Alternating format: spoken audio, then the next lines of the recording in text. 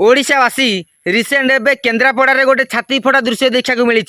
हईजा रोग को दूर करने किछिटा लोक मंदिर सामने खोल कीर्तन करने सहित पूजा प्रार्थना करुँच मैंने देखूँ आ भिडियोटा अति मात्रा सेयार करूँ। केन्द्रापड़ा श्यामसुंदरपुर गाँव में व्यापी हईजा रोगरू मुक्ति ग्राम देवती पाखे पूजार्चना चलाई ग्रामवासी। माँ निकट में पूजार्चना कले हईजा रोग भल हो ग्रामवासी विश्वास रही।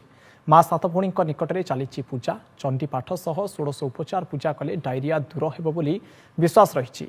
देखले तो ओडिशावासी हईजा रोग को दूर करने गाँव लोक मैंने पूजा प्रार्थना कर मंदिर सामने आउ से गाँव लोक मैंने गोटे कथा कही रखी आपण मैंने जदि पूजा प्रार्थना करी हईजा रोग को दूर कर ठीक से पूजा प्रार्थना करी गोटे मला मनुष्यर जीवन को कौन पर बंचे पारना। एक्चुअली आपण मैंने ना अंधविश्वास को विश्वास करते गोटे कथा मन रखु से दिन हईजा रोग दूर हम जो दिन आपण मैंने जाकि मेडिकल पहुँचे आपण मैंने मो कथा को विश्वास न कले भी यहीटा ही सत। आ ओडिशावासी आपणकर मतामत कौन टिके कमेंट रे जणाई दे जातु। रही जय भीम जय संविधान।